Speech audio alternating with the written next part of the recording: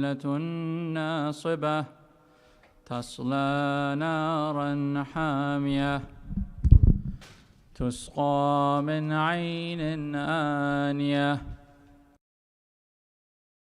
طعام إلا من ضريع لا يسمن ولا يغني من جوع وجوه يومئذ ناعمة لسعيها راضية في جنة عالية لا تسمع فيها لاغية فيها عين جارية فيها سرر مرفوعة وأكواب موضوعة ونمارق مصفوفة وزرابي مبثوثة أفلا ينظرون إلى الإبل كيف خلقت وإلى السماء كيف رفعت وإلى الجبال كيف نصبت وإلى الأرض كيف سطحت فذكر إنما أنت مذكر لست عليهم بمسيطر إلا من تولى وكفر فيعذبه الله العذاب الأكبر إن إلينا إيابهم ثم إن علينا حسابهم صدق الله العلي العظيم صلوات.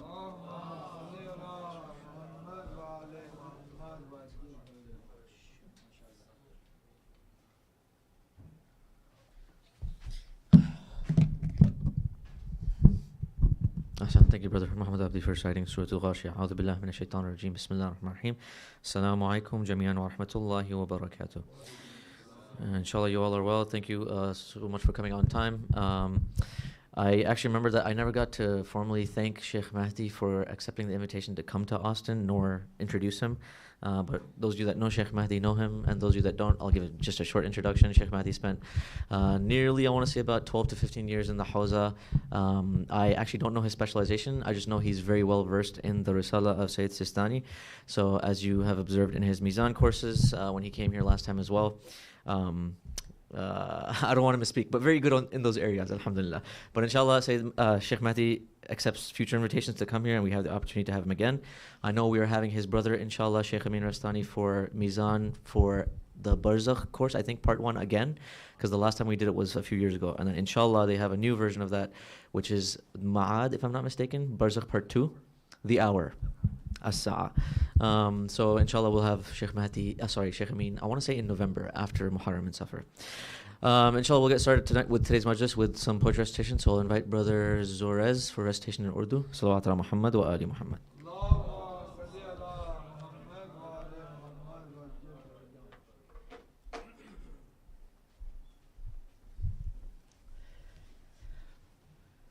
Darood par wale Muhammad sallallahu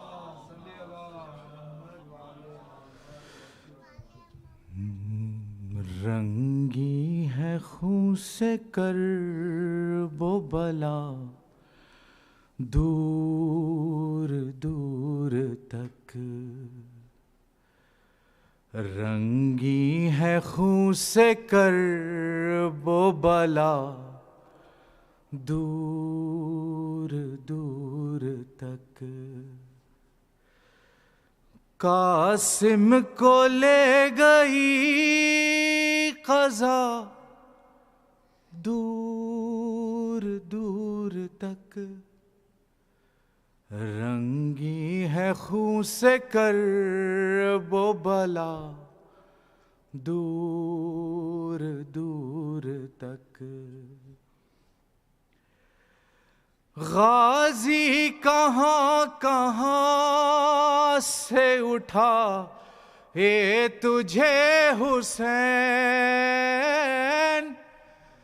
गाजी कहाँ कहाँ से उठा ये तुझे हुसैन बिखरा हुआ है लाशा तेरा दूर दूर तक रंगी है खून से कर्ब बला दूर दूर तक।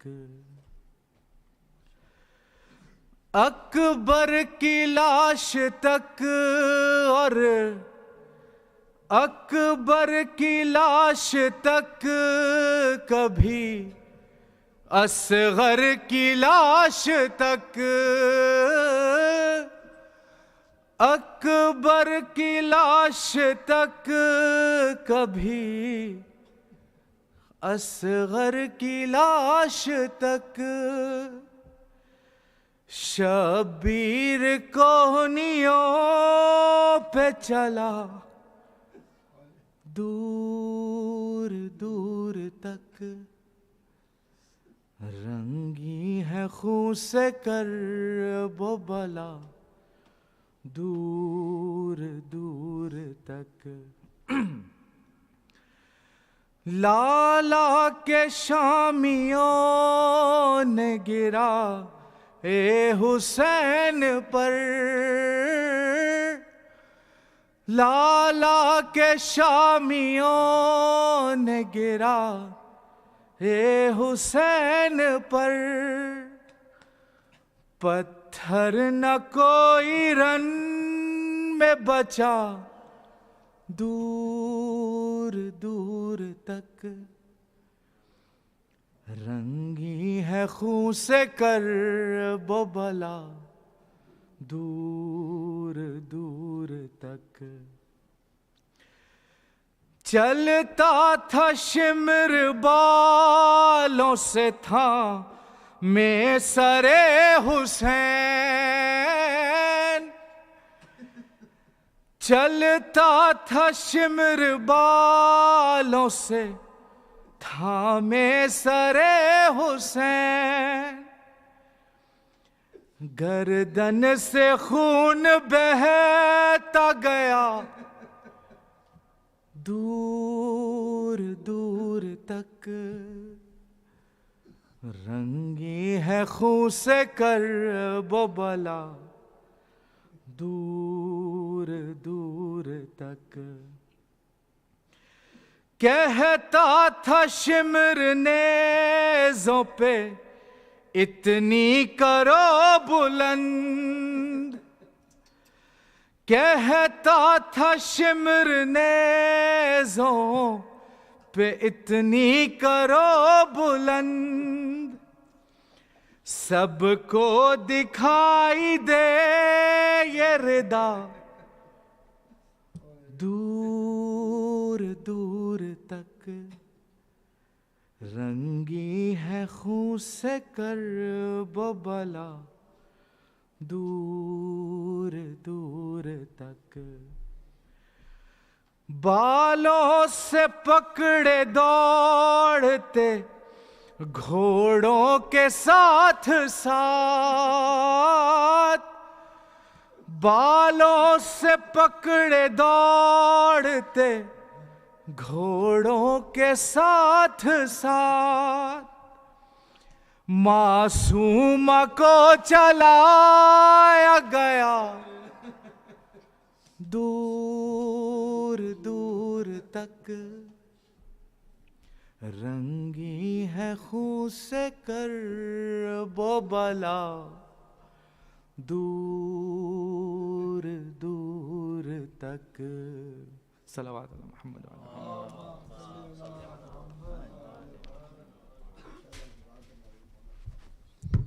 Ahsan, thank you, Brother Zaris.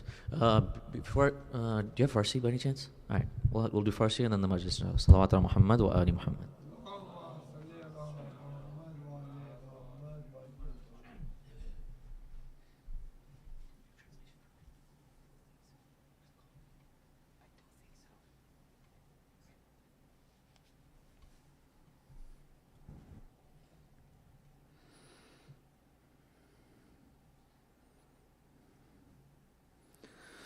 صلى الله عليكم يا أهل بيت النبوة وموضع الرسالة بموالاتكم علمنا الله معالم ديننا وأصلح ما فسد من دنيانا. از من مپرس زینب من معجرت چه شد، با من بگو برادر زینب سرت چه شد. از من مپرس زینب من معجرت چه شد، با من بگو برادر زینب سرت چه شد. از من مپرس از چه لبت خشک و زخمی است، با من بگو که ساقی آب آورد چه شد. از من مپرس رخت تنت از چه خاکی است، با من بگو که پیرهن و پیکرت چه شد. از من مپرس از چه زدی سر به محملت، با من بگو در نظر مادرت چه شد. از من مپرس از چه زدی سر به محملت، با من بگو در نظر مادرت چه شد. از من مپرس در دل محملم، با من بگو اصغرت چه شد. از من مپرس از چه نمازت نشسته است، با من بگو از آن علی اکبرت چه شد. از من مپرس موی سرت از چه شد سفید، با من بگو امامه پیغمبرت چه شد. صلی الله علیکم یا اهل بیت النبوت و موضع الرساله. سلام.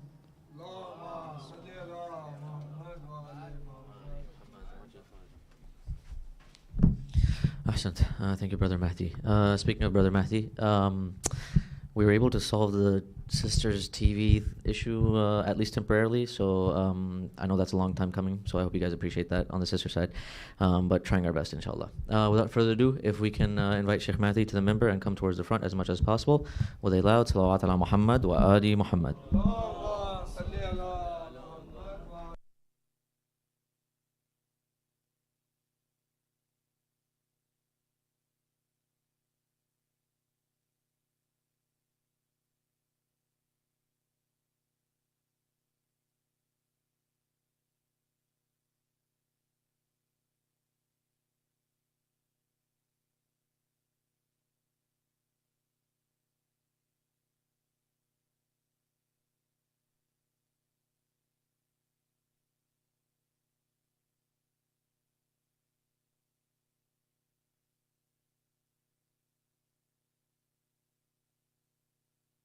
صلوات على محمد وآل محمد.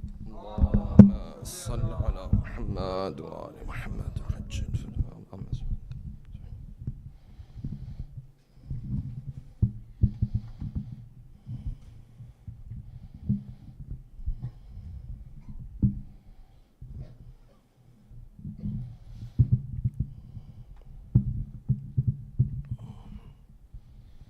One more loud salawat, please.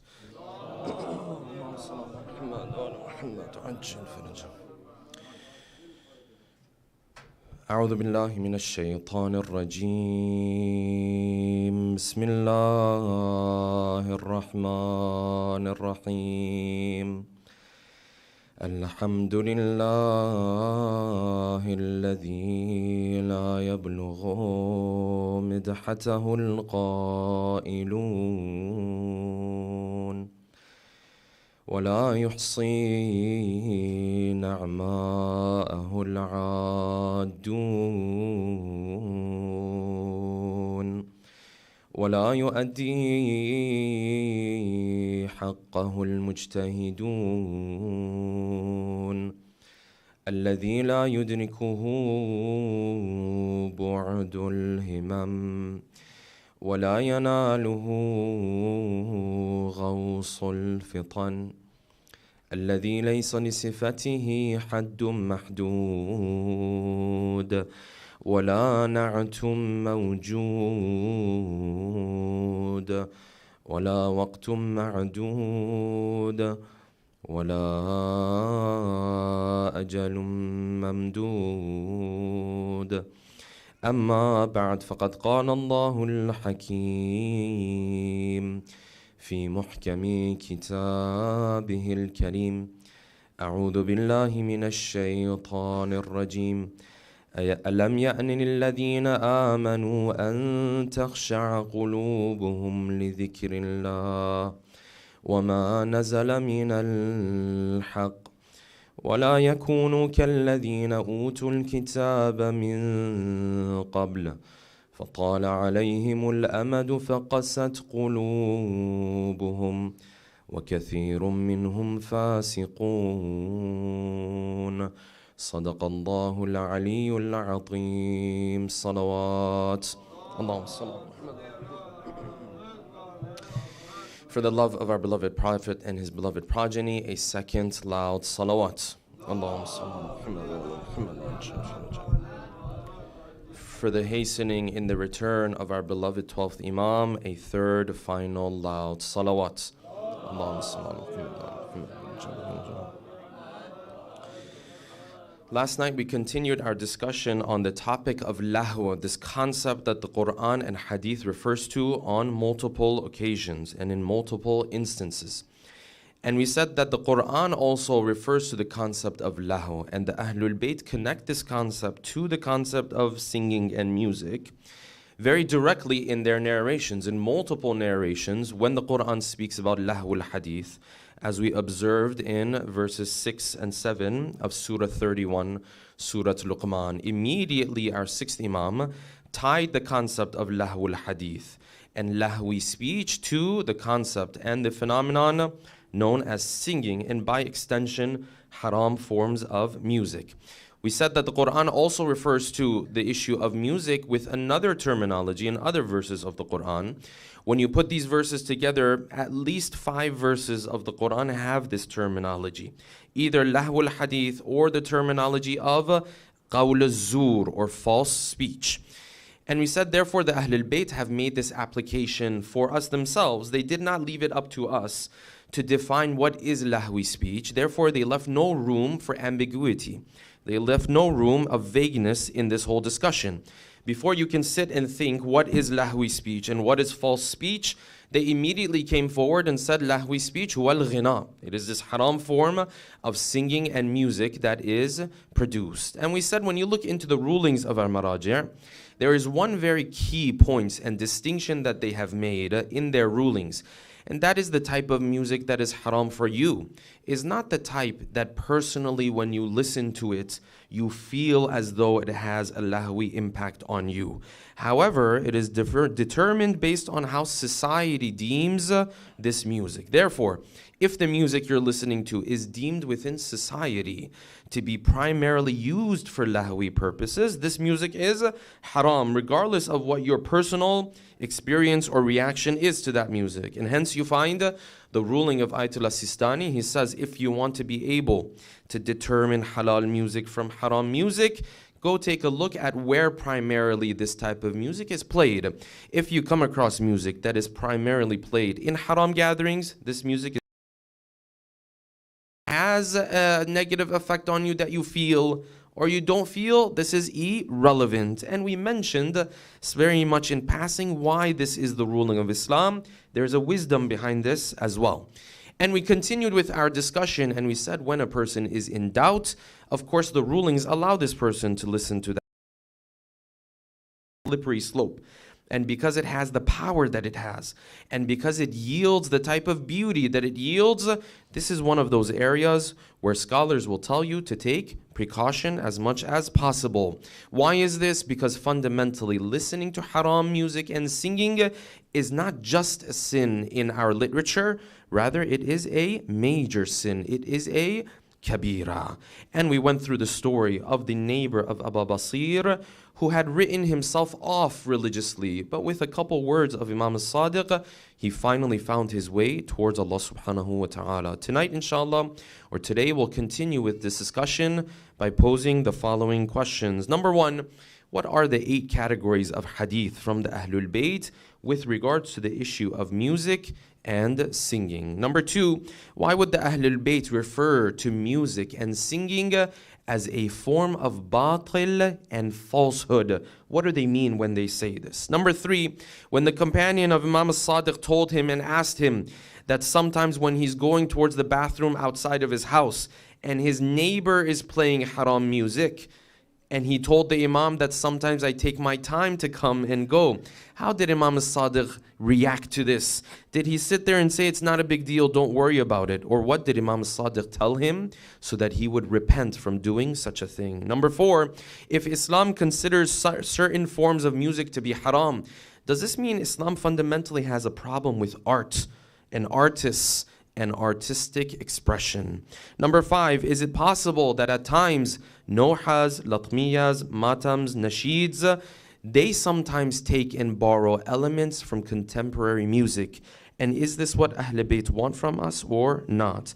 Number 6, is the music industry today only in the business of producing music that you listen to, or is their role more of a role of building culture and selling you a cultural product when you decide to listen to that music? Number 7, which observant Muslim was it, and who was it who contributed heavily to the genre of rock and roll and was inducted into the Rock and Roll Hall of Fame, but yet decided to step away from a lucrative career when he embraced the religion of Islam? And number 8, and finally, who was it who lived a life full of sin, but with a couple words from Imam al-Kadhim, fundamentally changed his life all around? Today, inshallah, we'll delve into these 8 questions with a loud salawat ala Muhammadin wa ali Muhammad.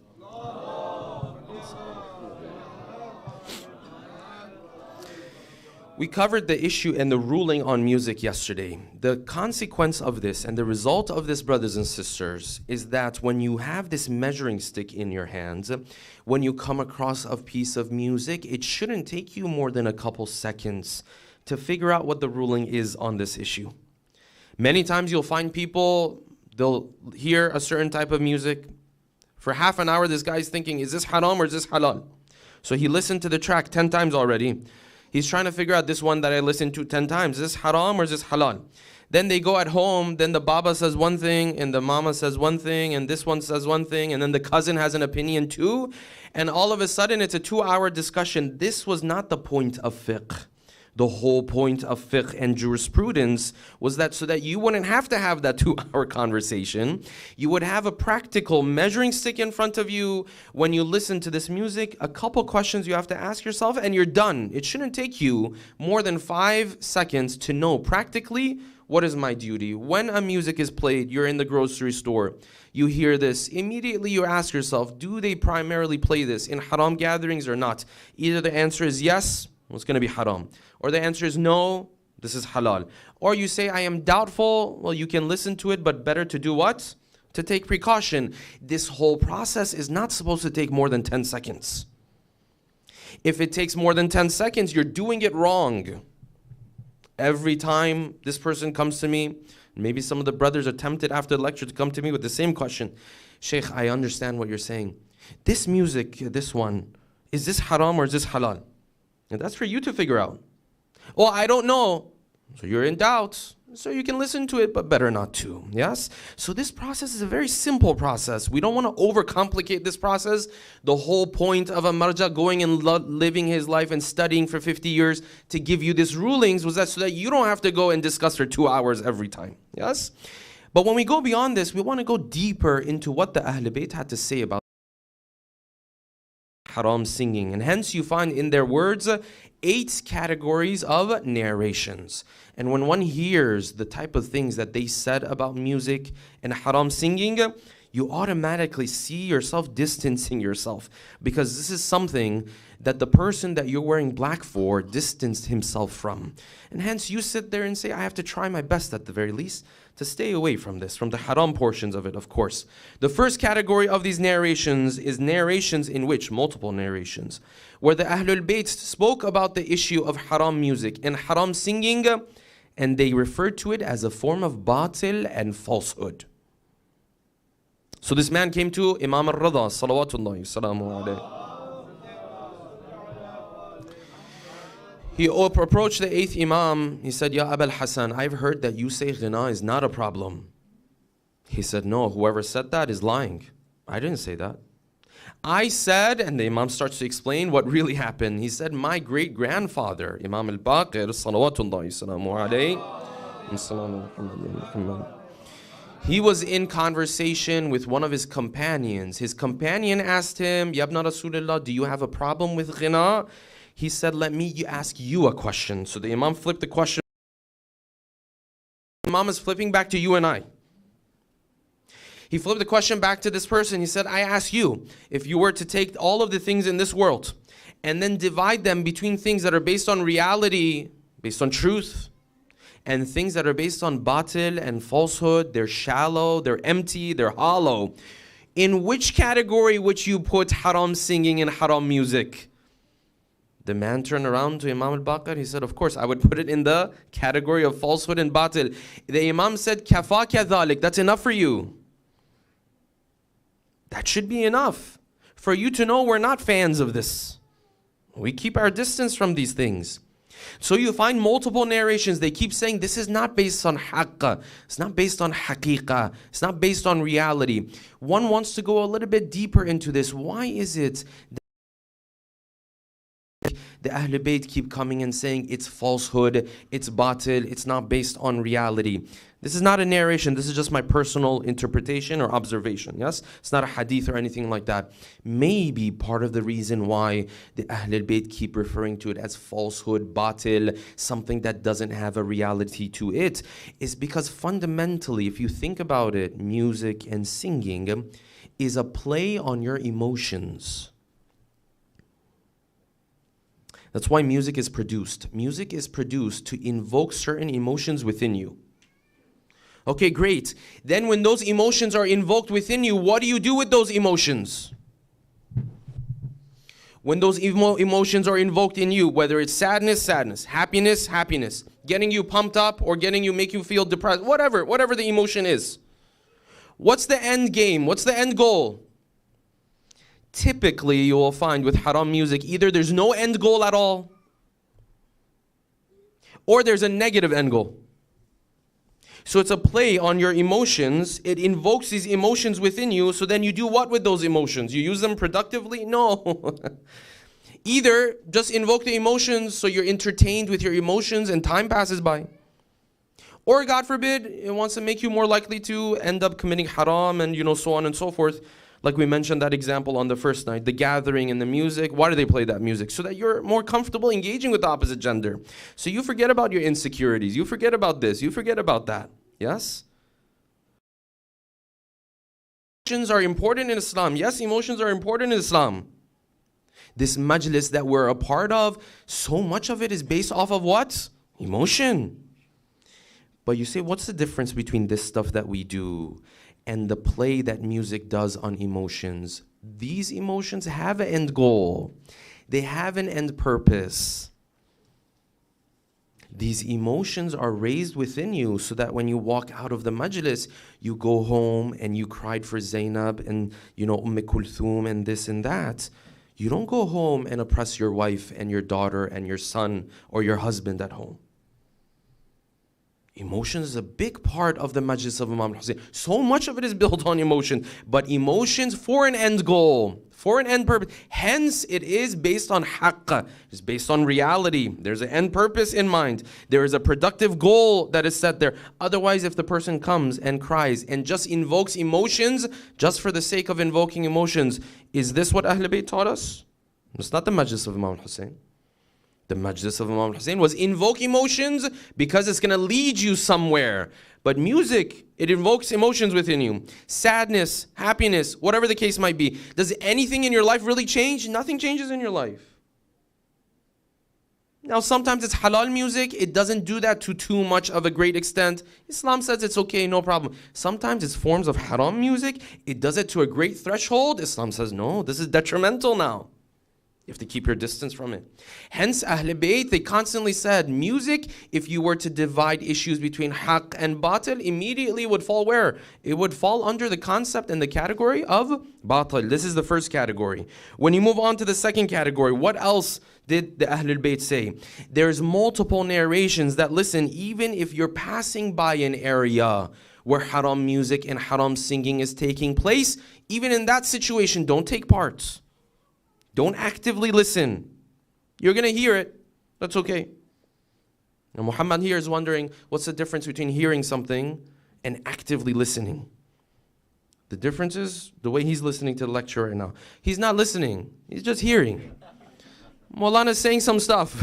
He's not actively listening, yes? That's why he hasn't taken any notes. He's had his notebook out, but I haven't seen him write down anything. We mentioned a lot of important points. No, I didn't take any notes, yes. So, the Imam said when you pass by an area where haram music is being played, even though you're not part of the gathering, don't actively take part in it, as in the case of actively listening to it. So, companion of Imam Sadiq, salawatullahi wa salamuhu alayhi, Abu Basir, famous Abu Basir, he says, I was with the Imam, a companion of the Imam came to him. He said, Ya Abu Abdullah, I have a neighbor. He has his gatherings, he has his parties. But you know what my situation is? My bathroom is outside. As was the case with, pretty much all the bathrooms back in the day, yes? My bathroom's outside. Adkhulu kanifan. I want to go there to take care of my physical needs and so on and so forth. On the way there, I can hear the gathering next door. So when I'm going there, I take my time. I have no rush. Yes, I go there, taking my time, so on and so forth. On the way back, the steps are shorter, yes. So I can also benefit from this haram gathering. What did the sixth Imam tell him? Did the sixth Imam say, it's okay, it's not a big deal, just someone playing something, you're hearing something, you'll carry on with life? Is that what the Imam told him? The Imam told him, go and ask God for forgiveness immediately. He said, Ya Ibn Rasulullah, I don't think you understood. Ma huwa shay'un atihi birrijlayya. It's not something I go and attend. I'm not part of the gathering. I'm just on my way and I'm listening. The Imam said, yes, I understand. Go and ask Allah subhanahu wa ta'ala for forgiveness and thank Him that the moment of your death did not come in that moment. Ma aswa halaka. How terrible of a situation you would have had law mitta ala dhalik, if that was the final moment of your life. He said, go ihmadillah, praise Allah. Salhu tawbah, ask Him for forgiveness. Go faghtasil, go do ghusl. Purify yourself from this sin. Yes? And then he said, salli ma badalak, and then go and sit in your home and pray multiple prayers. And then the Imam said this.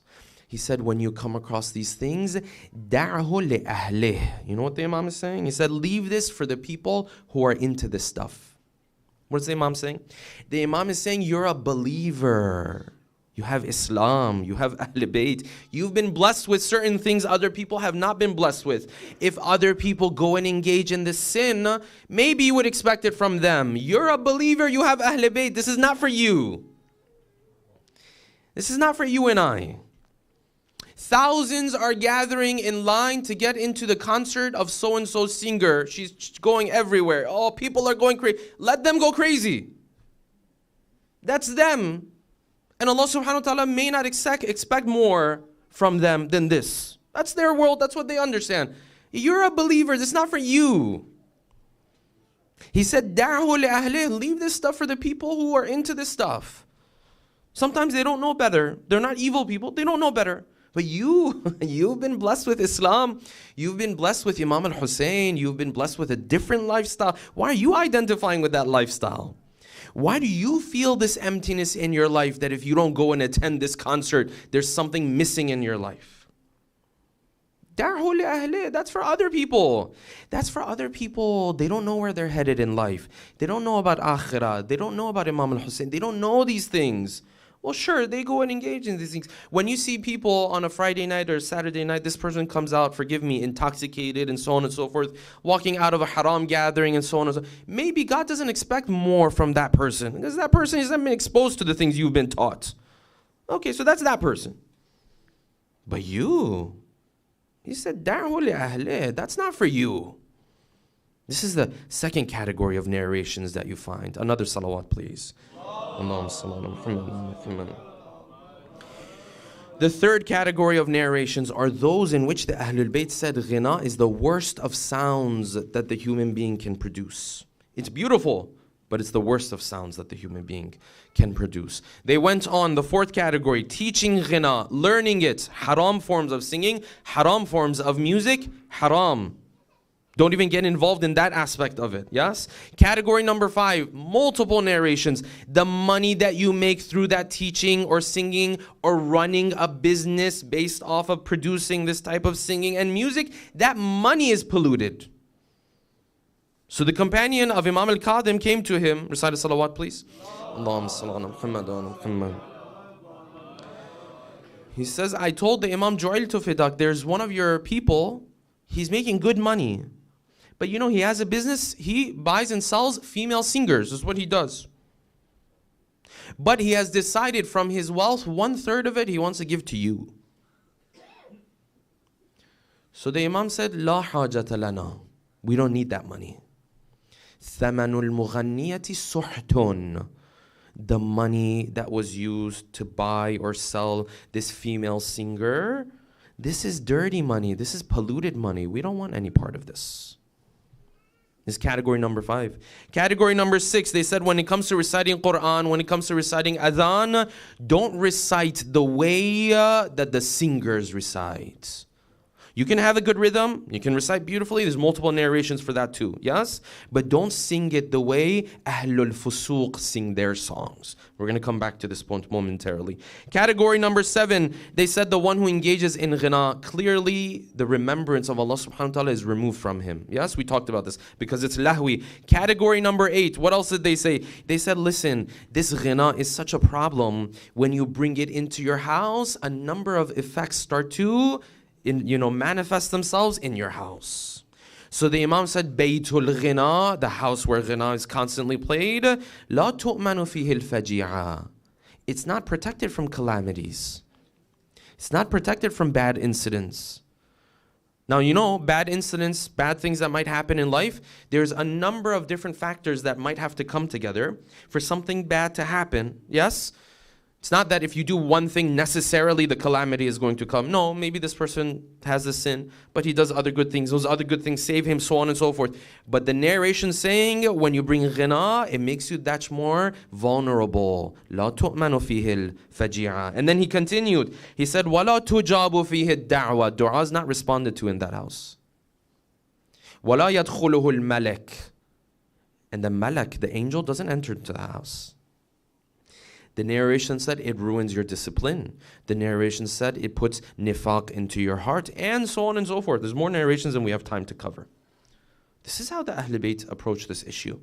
Yes? Now, when it comes to this issue, many people raise this question, Sheikh, I thought music is a universal language. I thought it's really powerful. It's really impactful. It's very special. Why does Islam have such a big problem with this form of art?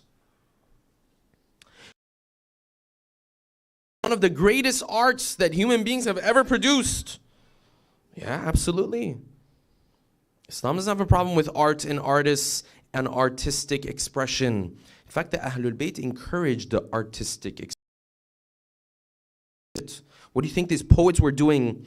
What do you think Farazdaq was doing? What do you think Kumait was doing? Kumait, not Kumail. Kumait was doing, and so on and so forth. The poetry, this was artistic expression. The Ahlul Bayt didn't come to them and say this is a problem.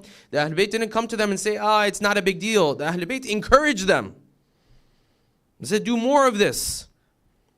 Islam has a problem when this art is utilized for the wrong reasons. Then yeah, Islam has a problem with it. Oh, Sheikh, it takes so much skill to be able to produce this music. Of course. But just because it takes skill, you expect Islam to respect that? You know what else takes a lot of skill? Robbing a bank. If you ever want to rob a bank, I don't know why I looked at Muhammad. If you ever want to rob a bank, it takes a lot of skill. It's not easy. You have to go do it. I'm not going to mention the steps. Now he's going to start taking notes all of a sudden, yes? Now Muhammad is writing. You have to figure out this out, figure that out, so on and so forth. So you say, oh, this is an art. Islam should respect this art. Of course it's an art, but Islam doesn't respect every form of art. Doesn't mean Islam has a problem with art fundamentally. Has a problem when music is used for these negative purposes. And you see this even more in the country that we live in. Anywhere else, if I were to be delivering this lecture, maybe someone would have sat back and said, maybe can't relate to this. Baba, you live in the United States. It's the very capital of the music in the whole world. Especially Austin. Those are the good ones. There's other capitals, yes. You live in the United States. This country is the capital of music in the whole world. I'll share a quick story with you, just a personal experience. I remember 10, 12 years ago, I had a quick trip to Italy for Muharram Ashra. Yes? I was going to Italy. I think it was one of the smaller cities in Italy. It wasn't Rome, one of the smaller cities. So it was around the time of the Christmas, because, Ashra was, closer to winter time at that time. So going around, so on and so forth. And I was going with my host to grab groceries at the grocery store. And we get these items and so on and so forth. And then all of a sudden you see this music that's playing. It's the music that you always hear Christmas time in America. I was like, anywhere you go, they're playing it. I thought, this is Italy. Why are they playing like English? So I didn't make a big deal out of it. We went to another store. Same thing. American music. You go somewhere else, American music, it turns out we are the ones who are the flag bearers of this. And this industry, brothers and sisters, is not just in the business of producing music. It is in the business of producing culture. It is in the business of directing culture and politics. Culture? Look at the cultural icons of today's society. How many of them are celebrities who are in the musical industry? How many average young boys and girls do you come across? If you were to ask them, who's your icon, who's your idol, he'll either mention this female musician. Yes, this is in the business of producing culture. You're the one who's sitting there. I'm the one who's sitting there underestimating the power of this industry. And we say, yeah, Sheikh, I just listened to this music or that. No, you bought into a cultural product. You bought into the lifestyle of that person you were listening to. That's the end game. That's the end goal. And this isn't some conspiracy theory. No. This is how music is. This is the power that music has. This is fundamentally the way it works. If you don't understand this, go and look into today's society. See who are the people who are respected. Who are the people who come and people are shouting their names? Is it this scientist and this scholar and this NASA person and this? Or is it this person who's put together a song? This is where society is headed. And it carries so much power and influence that now you see even religious organizations and religious faiths, they need to go and borrow elements from contemporary music because they want a piece of that influence too, and they want to draw their crowds in as well. So what happens? Then all of a sudden you see in the middle of nowhere, there's 30,000 youth who have gathered. You guys have gathered for what? You say, wow. But in your day-to-day life, you could care less about this. So no, we're here to worship. Worship who? We're going to worship Jesus. We're going to remember our Lord. Okay, great. No, we don't think he's Lord and so on, but at least you're coming closer to faith, no problem. So maybe you say, okay, let me go, yes, and be a part of this gathering. Then it turns out, no, Baba. The conference is a conference where essentially there's haram music is played, people jump up and down. Instead of, I love this person, my girlfriend, my boyfriend, it's Jesus did this, Jesus did that. Go look at the Passion Conference. Thousands upon thousands. And then people sit there and say, you know, they post it online. They say, wow, such an atmosphere. Yes, Baba, it's the music. If Sheikh Mahdi had that type of music, a lot more people would listen. Of course, you're utilizing haram. And then you're saying, mashallah, so many young youth have come. And this is in their faith and in their culture. And the reality is, in our faith, and in our culture, you find that this is also seeping in. I don't want to say the majority of nasheeds and the majority of latmiyas, the majority of nohas are like this. No, I don't believe that. But you find this culture is seeping in slowly that we have to be careful of. That now all of a sudden you hear people reciting for Hussein or for whatever other religious purpose and cause, and then they're borrowing elements of contemporary music. Noha, Latmiya, these things, they are a genre of their own. They have their own way of reciting. You can create masterpieces through them. There's no doubt about this, yes? And it is one of those things that has shaped the Shi'i culture. It's extremely powerful. But it has its own genre, its own way of going about things. Sometimes you might even see in traditional settings, sometimes there's even drums involved in it, but it still has a traditional form to it. But then sometimes you find these nasheeds, these latmiyas, now all of a sudden it's literally a song, except instead of the name of so-and-so, as Hussein and Abbas and these holy names in it. Can someone go as far as saying these are all haram and this is that? I don't know. I gave you the ruling, you apply the ruling yourself. But one thing is for sure, Ahl Bayt didn't want us to remember them in this way. Latmiya has its place, Nasheed has its place, all of these beautiful recitations have their places, Quran recitation has its place, all of this has its place, yes? But then going and borrowing from contemporary music, didn't the Imam say, recite beautifully, but don't recite the way Ahlul Fusuqi wal Kaba'ir recite, don't recite like their songs. Your own recitation, and brothers and sisters do it very beautifully. And inshallah, you will see this will even grow a lot more than it has already grown. And it should grow. And it is extremely critical for our youth. This is one of the things that builds identity for a follower of the Ahlul Bayt. It helps. This is important. It's a good thing. But we have to be cautious. Otherwise, it's seeping in because it has that type of power. And hence, you find anyone who wants to say no to this industry, it takes a very heavy effort. And one Muslim man took on this effort. A man by the name of Cat Stevens, might be very familiar to a lot of our brothers and sisters here. Cat Stevens was a young man coming up in the 1970s and the 1980s. Rock and roll was the thing at that time. And imagine if you were a rock and roll star, people were willing to die for you. People would shout your name. People would, faint if you came on stage. So he starts his career at a very young age.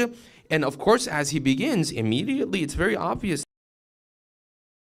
not everyone else has. So he's hitting the top charts, hit after hit in the UK, in the USA, so on. The career is picking up. 1978, 79, he takes a trip with his in Morocco. He hears the adhan for the first time. So he's confused. What is this thing that has rhythm, but it's not like the music I've heard of? His friend turns around to him, maybe not even in so much of a serious manner. He said, yeah, you know how you play music? I said, yeah. He said, this is like music for God. Like religious music. This is what his friend just told him. So he got intrigued. His friend handed him a Quran. He starts to learn about the faith, so on and so forth. He converted to Islam. Now imagine, this is from a rock and roll career. He was inducted in 2014 into the Rock and Roll Hall of Fame. But when he became Muslim, he went to scholars. Some scholars told him all forms of music are haram, which we said is not necessarily accurate. Some of them told him some music is haram, so on. Either way, he knew that as a general concept, Islam is not okay with the whole concept of music the way it's done. So he dropped the guitar and started a 25-year period without going back to producing music. 25 years later, You find even nowadays he produces music, but this music and the music he was engaged in before, very, very big difference. Very big difference. Now it's calmer, it's this and that. It's not the type of corrupt music that he was involved in before. Allah subhanahu wa ta'ala is not expecting you and I to reject a multi-million-dollar deal with this industry and that industry. All He's asking you and I is to say no when you're in your car driving somewhere. Cat Stevens, who later changed his name to Yusuf Islam, which is the name most of our youngsters are more familiar with, had to say no to a full career. Imagine the fame. Imagine the money. Imagine the wealth, the connections. Imagine the pleasures of life that this lifestyle could have offered to him. But he said no to it. And hence you find, because it takes this much effort, hence you find that Ahlul Bayt constantly spoke to us about music, haram forms of it, and the punishment of the in it without trying to hold back.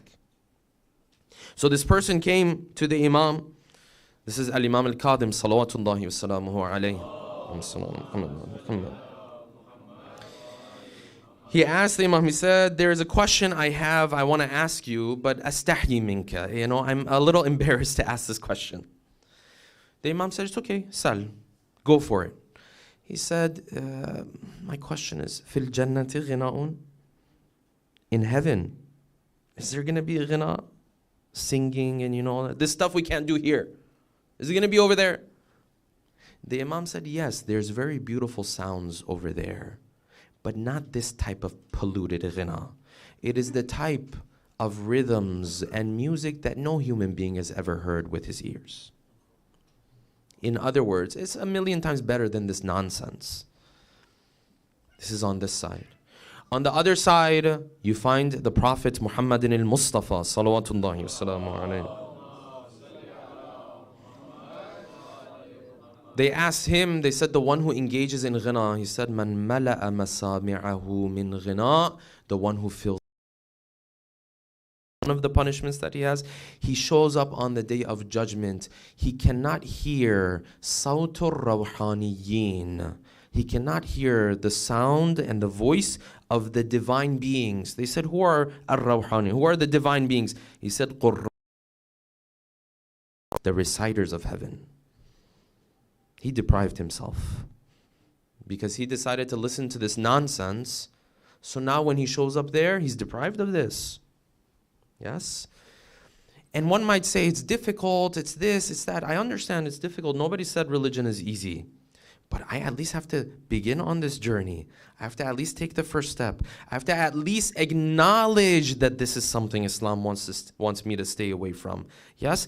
At the very, very, very least, brothers and sisters, even if someone sometimes falls short in this duty, at the very least, don't celebrate it publicly.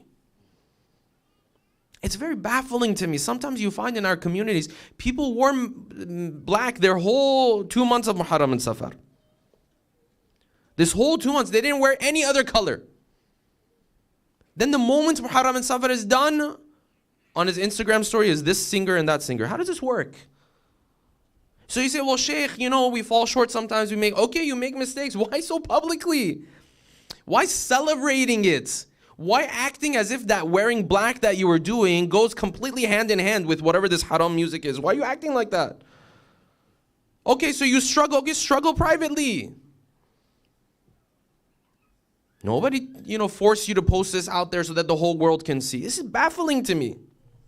So he was beating his chest before, when Muharram came around and Safar came around. And he was wearing black so much so that if he ever saw me wearing black, this is Muharram and Safar. Okay, great, no problem. But now when Muharram and Safar is done, now Drake was singing this and thinking that. How does this work? There's a good habit many of us have when Muharram and Safar comes, we cut out some of this stuff, yes? But then the expectation is to continue. Otherwise, just cutting out from Muharram and Safar, though it still has value, but that's Hussein asked for you to wear this black and let this black enter into your heart a little bit. Yes, protect your heart a little bit from sins and from haram. You say, I fall short. Okay, well, don't do it publicly. Why are you celebrating it publicly? And you never know when you struggle against sin. You never know, as long as you're trying your best to say no, you never know when something might click for you and then you fundamentally set it aside. And that is the story of one man by the name of Bishr al-Hafi. Famous story of a companion of the 7th Imam. The narration says Bishr was a wealthy man. He had a big house. He had servants working for him. He had haram gatherings, haram parties happening in his house. The narration says one day Imam al-Qadim came to pass by the house of Bishr al-Hafi. As he was passing by, one of these female servants came to bring out some of the trash. As she came out to put out the trash, the Imam paused for a second, looked at her, said, "Excuse me, I have a question for you." She said, "What question do you have?" He said, "The owner of this house that you work for, this gathering is happening, haram is happening, mixing is happening, all this kind of stuff is happening. Hurrun am abdun? Is he a free man or is he a servant?" The Imam was talking about, does he or does he see himself as a servant of God? This lady thought what the Imam was referring to was what? Is he a person who owns his wealth himself, or is he a servant like it was the case back in the day? On her face, she said, "Listen, you didn't see this house? You see this house? Of course, hurrun. Of course he's not an abd. He's free. He's a free man." She went back in the home. Bishr asked her, said, "Who are you talking to?" Said, this man came by, he asked this weird question, "Hurrun am abdun?" Of course you're hurr. Of course you're free. And Bishr said, "No, that's not the question he was asking. He was saying, do I recognize that I'm a servant of God? Or do I think I can approach life from a position of authority? I'm in charge here. I decide to do whatever I want to do." And this shook Bishr to his very core. He left his house running. He didn't put on any shoes or sandals. Hence his name turned into Bishr al-Hafi, Bishr the barefooted one. And he caught up to Imam al-Qadim and he repented in the presence. Sometimes a couple words. Brothers and sisters, and with this inshallah end today's talk. People will say, "Oh, I'm looking for a sign. I'm looking for God to speak to me, to tell me that I should stop doing this or that." Maybe it's music, so maybe it's something else, huh? Let me tell you something. You know what the Quran said? The Quran said, stop waiting for a sign. The Quran said, أَلَمْ يَأْنِ لِلَّذِينَ آمَنُوا أَن تَخْشَعَ قُلُوبُهُمْ لِذِكْرِ اللَّهِ. Didn't the time come already for the believers to humble their hearts when it comes to our commands? You're looking for a sign. Allah subhanahu wa ta'ala is saying, "Baba, the sign came yesterday. What are you waiting on?" أَلَمْ يَأْنِ لِلَّذِينَ آمَنُوا. Didn't the time come already? What else are you waiting for? And I say this to you and I. Whatever that sin is that you and I struggle against, everyone has their own struggle. Many of us might be music, sometimes other things. Don't wait for some sign. The sign, your sign, was that there was a man on the 10th of Muharram. He stood in front of a whole army so that this faith and this religion could come to you. What greater sign are you looking for? There was a man, he gave everything he had in his life. What greater sign? There is a man, he spoke to you from 1400 years ago. He asked you to follow this faith. He sacrificed everything so that you would have this opportunity. What greater sign? What greater sign that you're wearing black and you're saying, "I'm following that man and those women and those children in the plains of Karbala"? What greater sign than this do you want and that I want? أَلَمْ يَأْنِ لِلَّذِينَ آمَنُوا أَن تَخْشَعَ قُلُوبُهُمْ لِذِكْرِ اللَّهِ. Has the time not come for them to humble themselves? وَمَا نَزَلَ مِنَ الْحَقِّ. And the truth that we have sent down to them. Otherwise they will become like the previous ummahs. They kept saying no to us until their hearts became hard. وَكَثِيرٌ مِّنْهُمْ فَاسِقُونَ. And most of them never came back to the right path. There's no guarantee, brothers and sisters, that you and I, if we don't decide to follow in the footsteps of Hussein today, that sometime in the future we will. There's no guarantee. If you're looking for a sign, your sign is that man who on the 10th of Muharram, when all of his companions had gone to the battlefield, yes, his uncle Abbas, his brother Abbas came to him, started to ask him for permission. Imagine the type of pain that was in the heart of Hussein. That's more of a sign for us than anything else. Sallallahu alayka ya Aba Abdullah. Sallallahu alayka yabna Rasulillah. Let us take our hearts, brothers and sisters, to this pathway from Karbala towards Kufa and towards Sham. The narrator says, as they brought the heads of the shuhada, and as they brought the captives and the caravan of the women and the children into the city of Kufa, he says, I went to observe how the people were around the gates of Kufa. How are they going to react when this caravan is entering into Kufa? Hadlam ibn Sutayr, he says, when I got there, initially people were celebrating the moment this caravan came through, the moment they saw the miserable position that these captives have, the moments they saw the pain that these women and children carry with themselves. All of a sudden, all of the women of Kufa started crying. They couldn't even control themselves at how terrible of the situation of Zainab and Kulthum and Sukayna was. The moment they saw how they were entering into the city, the women and children of Kufa who were before celebrating, immediately they started to cry themselves. And Zainab turns towards them and Zainab says, it was your men who came and massacred us, and now you're crying for us, and now you're showing sadness for us. How does this make sense? The narration says when they came in to the city of Kufa, they had these women and children on camels without any saddles. This was painful for these women and children. And then Hadlam says, I looked from far away. I saw one man is also with this caravan, one adult man with this caravan, but he's extremely weak and he can barely move around, and his feet are chained and his neck is changed. He says, I look closer, I immediately realize this is Ali ibn al-Hussein, this is the son of Hussein that they've already brought with him, with the caravan of the captives of women and children. Every step of the way, these women and children were pressured. You know what happened when they went to Sham? The narrator in Sham says, when I came to Sham and the caravan was coming, I looked into the city. I thought it was an Eid. I thought it was a celebration. That's how happy the people of this city were. I asked around, I said, what Eid is this? What celebration is this? They said, no, there's no Eid. There's no celebration. They say there is a caravan of captives coming that have been captivated. Their men were massacred in Karbala. This is why the city of Sham is celebrating. And you know, these women and children, as they come into Kufa and later into Sham, most of them must be thinking deep down in their hearts, in the back of their minds, they must be thinking, we wish we had someone to protect us in these moments. We wish there was a man who could stand up for us to protect us in these moments. Except the caravan of Hussein had a warrior like this that was none but Abu al-Fadl. Women and children are thinking to themselves, maybe we shouldn't have asked for water on the 10th of Muharram. Maybe we shouldn't have called out al-Atash, al-Atash. Maybe if Abbas hadn't heard the call of us being thirsty, he would have been here with us on a day like this to protect us.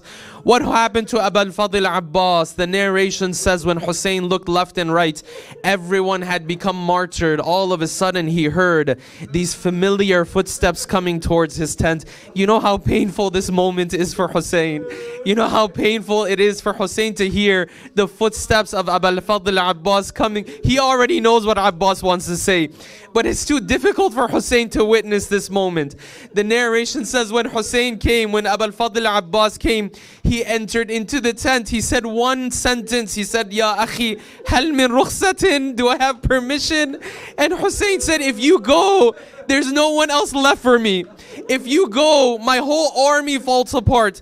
وَإِذَا مَذَيْتَ تَفَرَّقَ عَسْكَرِي. If you go, then my whole army is gonna fall apart. أَنْتَ حَامِلُ لِوَائِي. You're the one who bears my flag. But what did Abbas say? Abbas said, I can't take it anymore, Hussein. This here, the cry of the children and the women. And Ali al-Akbar goes and he comes back in pieces. And Qasim ibn al-Hasan goes and you're carrying back his body. And Aoun and Muhammad goes and Zainab comes back with their bodies. I don't know what to do anymore, Hussein. Hussein said, go Abbas, go and bring some water. And Abbas got on this horse. Imagine this moment. Maybe some of these women and children come standing behind these tents, witnessing their uncle Abbas in front of an ocean of an army. maybe they have a little bit of hope still remaining in their hearts. Abbas charges towards this army. He makes his way towards Furat. On the way back, all of a sudden Abbas notices something is different. Now the arrows coming at Abbas from every angle. And they say in these moments someone came out and hit him on his right arm, and his right arm fell. And then on the left arm, and the arrows are coming from every angle. But you know which arrow was the most painful of all? You know which arrow broke the hearts of Hussein and Abbas in one moment? It was water skin and the mashk of Abul. Water started to drip away in front of him, and maybe just like that he could see the tears of these women and children falling in front of him. The Maqatil say in that moment, فَتَحَيَّرَ الْعَبَّاسِ. In that moment Abbas didn't know what to do. Does he go back to the tents empty-handed? Does he go back towards Furat? He was stuck in those moments. He was struck on the head. He fell on the ground. He called out, Ya akha, adrik akha. My brother, come and help me and aid me. Imagine how Hussein ran into the battlefield. The army opened up for Hussein, and all he saw was a body lying in front of him. And the final moments between Hussein and Abbas, these are painful moments between Hussein and Abbas. We don't know exactly what they said. All we know is when Hussein was coming back, he had a hand on his back. He said, Al-an inkasara dhahri. Now my back is broken. وَقَلَّتْ حِيلَتِي. I can't take it anymore. My patience is running out. He came back to the tents and he pulled the column to the tent of Abbas, and this column fell and the tent fell, and with that the hope of all of these women and children also fell. Whenever these women and children in Kufa and Sham, they're thinking, we wish our uncle Abbas was with us. ألا لعنة الله على القوم الظالمين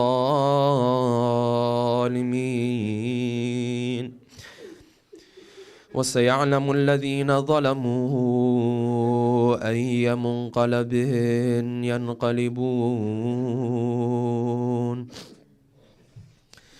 Let us take a moment to send our salams to our beloved Imam in the plains of Karbala. السلام عليك يا أبا عبد الله وعلى الأرواح التي لات بفنائك عليك مني جميعا سلام الله أبدا ما بقيت وبقي الليل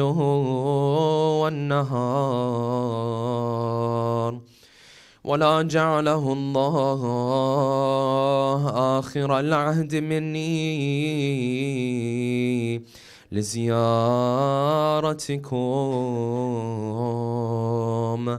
السلام على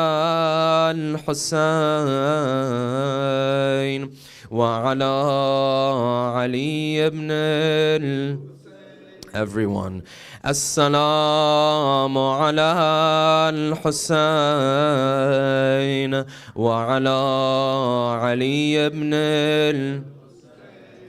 وعلى أولاد الحسين وعلى أصحاب الحسين ورحمة الله وبركاته. رحم الله من قرأ سورة الفاتحة مع الصلوات على محمد وآل محمد. اللهم صل على محمد. بسم الله الرحمن الرحيم.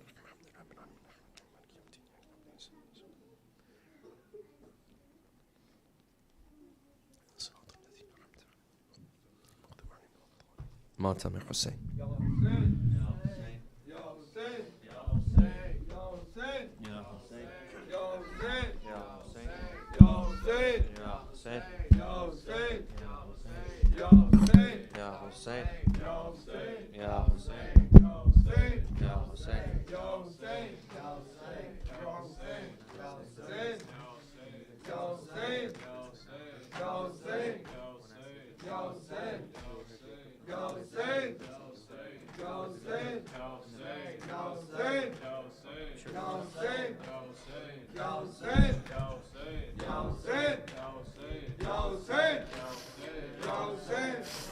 हुसैनियतात गुजारो कमातम हुसैनियतात गुजारो कमा हुसैनियतात गुजारो कमातम हुसैनियतात गुजारो कमा दिलों में रहे बेकरारो कमातम अतात गुजारो कमातम हुसैनियतात गुजारो जो है बेकफन Karbala की ज़मीं पर कफन करबला की जो है बेकफन करबला की ज़मीं पर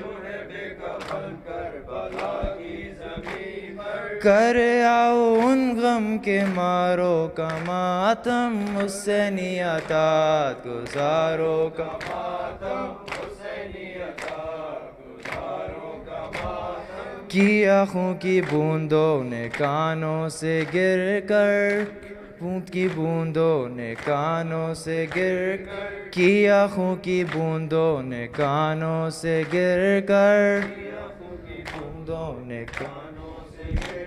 सकीना तेरे गोशवारों का मातम हुसैनियतात गुजारो का मातम हुसैनियतात गुजारो का मातम जरा अस्र का वक्त आने तो दीजिए का वक्त आने तो दीजिए जरा अस्र का वक्त आने तो दीजिए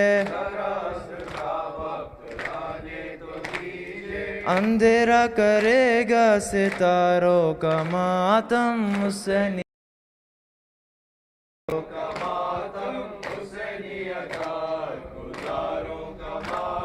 गुलिस्तान ज़हरा के गूंजे पड़े हैं ज़हरा गुलिस्तान ज़हरा के गूंजे पड़े हैं खिज़ा कह रही है बहारों का मातम हुसैनियतात गुजारो का मातम हुसैनियतात गुजारो का मातम तेरा जिक्र क्या है नबी के दुल्हारे क्या है नबी के दुल्हारे तेरा जिक्र क्या है नबी के दुल्हारे तेरा जिक्र क्या है इबादत बना है चांद और तारों का मातम हुसैनियतात गुजारो का मातम हुसैनियतात गुजारो का मातम ज़मीं करबला की बदलती है करवट ज़मीं करबला की बदलती है करवट बपा है नबी के दुलारों का मातम हुसैनियतात गुजारो का मातम हुसैनियतात गुजारो का मातम हुसैनियतात गुजारो का मातम हुसैनियतात गुजारो का मातम या हुसैन या हुसैन या Hussain Ya Hussein, Ya Hussein. I am Zainab. All my life I lived in pain. I'm Zainab. I died when I lost Hussein. I'm Zainab. All my life I lived in pain. I'm Zainab. I died when I lost Hussein. I am the mother of sorrows. Wherever I go, woe follows. I am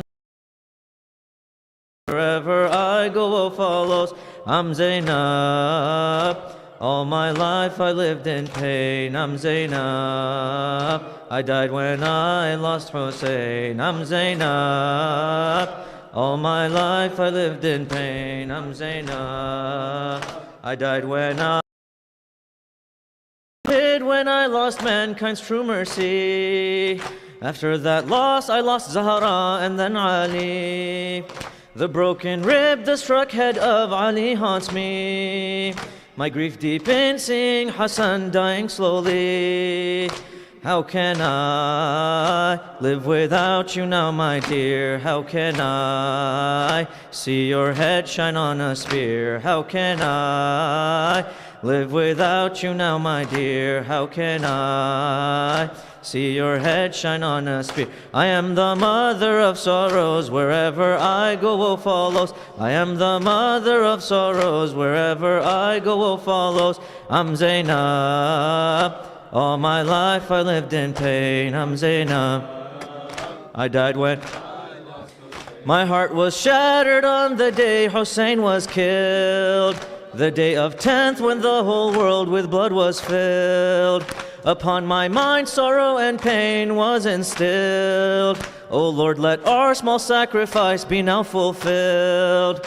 O Shia, when you're thirsty, say his name. O Shia, curse the one who lit the flame. O Shia, when you're thirsty, say his name. O Shia, curse the one who lit the flame. I am the mother of sorrows, wherever I go, woe follows. I am the mother of sorrows, wherever I go, woe follows.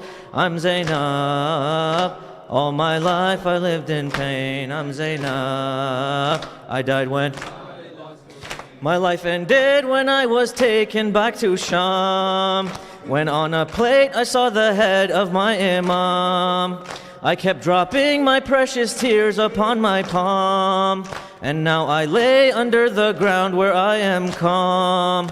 My soul rests, but my tears are still dropping. My soul rests, and in Sham I'm now laying. My soul rests, but my tears are still dropping. My soul rests, and in Sham I'm now laying. I am the mother of sorrows, wherever I go, woe follows. I am the mother of sorrows, wherever I go, woe follows. I'm Zainab. All my life I lived in pain. I'm Zainab. I died when I lost Hussein. Ya Hussein. Ya Hussein. Ya Hussein. Ya Hussein.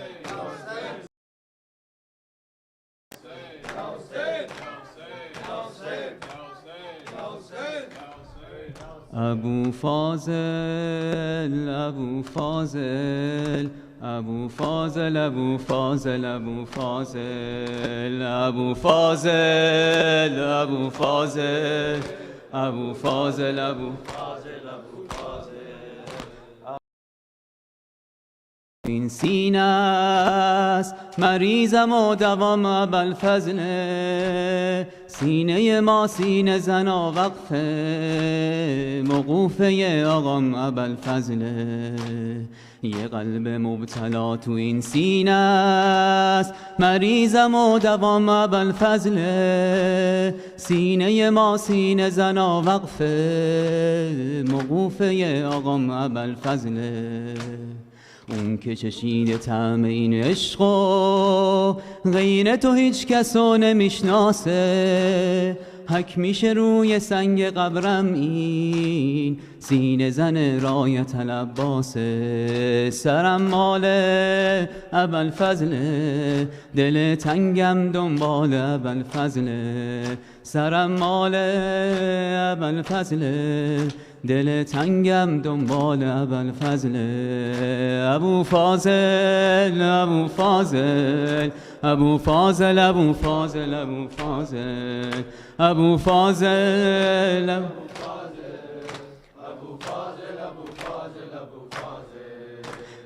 چه نعمتی بالاتر از این که گدای خونه علم دارم چه نعمتی بالاتر از این که گدای خونه علم دارم من از تو چیزی نمیخوام آقا من به تو تا ابد بدهکارم من از تو چیزی نمیخوام آقا من به تو ابد کارم برای این گدا فقط این که با تو بمونه بهترین اجره.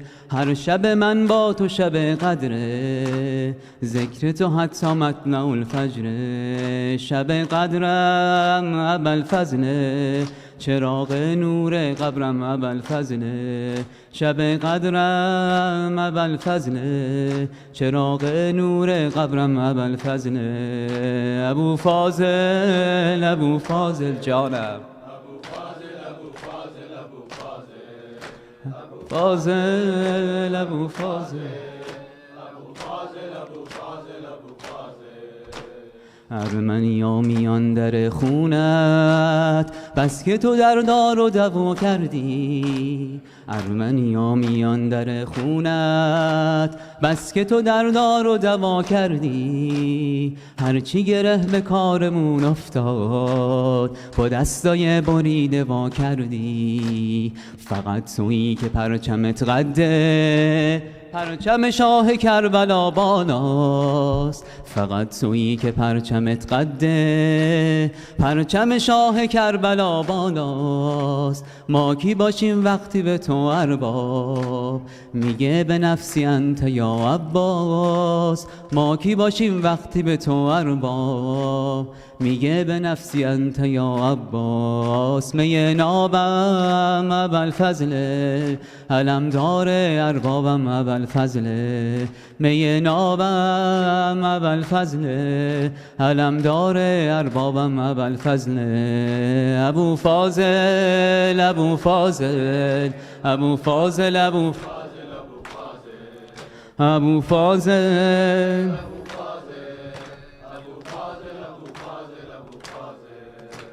رفتی ستون خیمه ها افتاد، رفتی و موج القمه خون شد. رفتی ستون خیمه ها افتاد، رفتی و موج القمه خون شد. شبیه چشم غرق در خونت دل حسین فاطمه خون شد. تو رفته بودی و تک و تنها، برادرت میونه اون گودال. حسین دست و پا زد و زینب رو تل زینبی رفت از حال.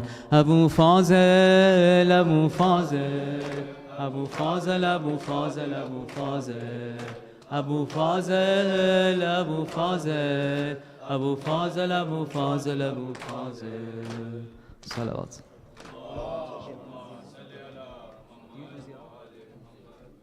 زيارة.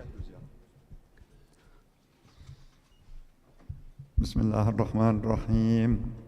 اللهم صل على محمد وآل محمد. اللهم أنت السلام ومنك السلام ولك السلام وإليك يعود السلام. سبحان ربك رب العزة عما يصفون وسلام على المرسلين. السلام عليك أيها النبي ورحمة الله وبركاته. السلام علينا وعلى عباد الله الصالحين. السلام على علي أمير المؤمنين. السلام على فاطمة الزهراء سيد